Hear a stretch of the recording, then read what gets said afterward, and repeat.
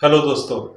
आज ही न्यूज़ पढ़ी थी कि अडानी ग्रुप जो है वो $5 बिलियन इक्विटी रेस करने वाला है। इक्विटी का मतलब है कि ओनर का पैसा या शेयर होल्डर्स का पैसा। Who is a share holder? ऐसे बड़ी कंपनीज में शेयर होल्डर का मतलब होता है अगर प्रॉफिट हुआ तो ही उसको उसके इन्वेस्टमेंट पे रिटर्न मिलेगा। ज्यादा प्रॉफिट हुआ तो ज्यादा रिटर्न मिलेगा, कम प्रॉफिट हुआ तो कम रिटर्न मिलेगा, और वो भी डिविडेंड के फॉर्म में मिलेगा। मतलब there is no compulsion for the company to pay return to the shareholders. तो लोग इन्वेस्ट क्यों करते हैं? क्योंकि उनको ऐसा लगता है कि अगर कंपनी बहुत ज्यादा प्रॉफिट कमाएगी तो इसमें हम इक्विटी शेयर्स खरीदेंगे तो हमको ज्यादा डिविडेंड मिलेगा, which is more than FD या अदर ऑप्शंस। अब हम ये समझते हैं कि अडानी ग्रुप इक्विटी क्यों रेस कर रहा है। तो पहले ये समझते हैं कि ओवरऑल अडानी ग्रुप का जो उस पे आरोप लगता रहा है हमेशा कि इनका खुद का शेयर कैपिटल बहुत ज्यादा है। तो इनका खुद का जो शेयर कैपिटल है इट इज अराउंड 73%। पब्लिक का शेयर होल्डिंग इज अराउंड 27%। मतलब जितना भी कैपिटल खुद का ओनर्स का लगा हुआ है इसमें, उसमें 73% अडानी जी का है या उनके रिलेटिव्स का है, और बाकी पब्लिक का है 27%। अब ये 27% में से भी 16% जो है वो बड़े बड़े इंस्टीट्यूशनल इन्वेस्टर्स के पास है। मतलब अबू धाबी के कुछ बैंक्स है और कुछ इन्वेस्टमेंट कंपनीज है या फिर LIC है, ऐसे बड़े बड़े लोगों के पास में 16% है। तो हमारे जैसे इंडिविजुअल इन्वेस्टर्स का जो पर्टिकुलर इन्वेस्टमेंट इसमें है वो सिर्फ 2% के आसपास ही है। तो इसलिए अब नया इन्वेस्टमेंट, नए लोन्स, इसके लिए ऐसा समझा जाता है कि अगर 73% अगर अडानी के पास ही है तो वो अडानी के ऊपर ही सारा डिपेंड करेगा। अडानी कल रहेंगे नहीं रहेंगे, कैसा चलेगा, या अडानी के हिसाब से चलेगा। एंड देयरफॉर बैंकर्स ने भी बोला है कि आपके लोन्स बहुत ज्यादा हो गए, क्योंकि इन्होंने बहुत सारी कंपनीज एक्वायर कर ली, बहुत सारे फर्म्स में ये इन्वेस्टमेंट कर रहे हैं, लॉन्ग टर्म इन्वेस्टमेंट। इसके लिए बैंक से लोन ले रहे हैं या बाकी जगह से भी लोन्स ले रहे हैं, पब्लिक फाइनेंशियल इंस्टीट्यूशन से।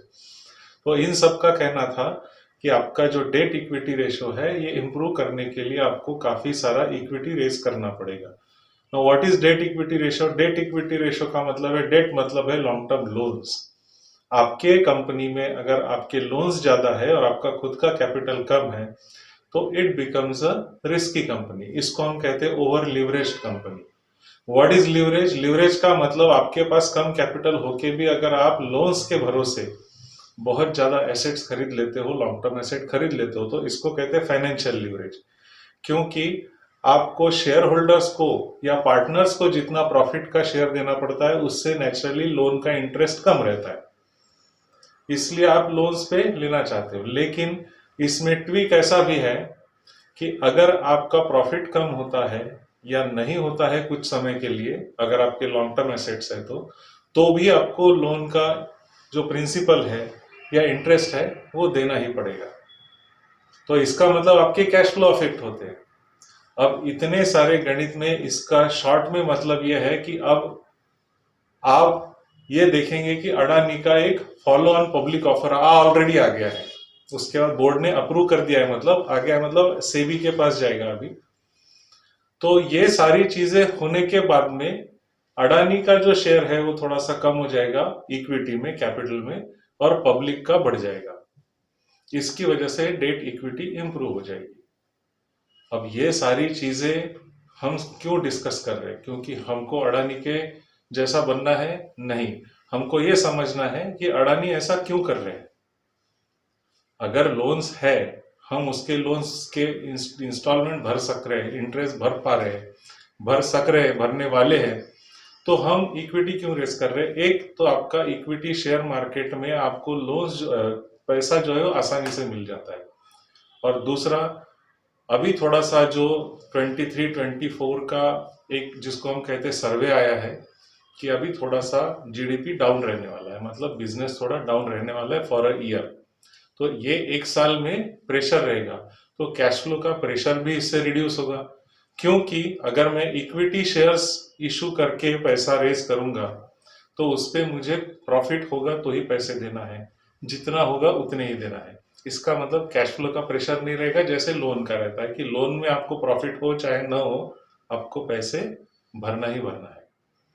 तो हमको एज ए एसएमई ओनर भी ये समझना है कि आने वाला एक साल, अभी अडानी जी के इससे हमको ये समझना है कि आने वाला एक साल ये थोड़ा सा स्लाइड स्लो डाउन है, ये काफी लोगों ने बोला है।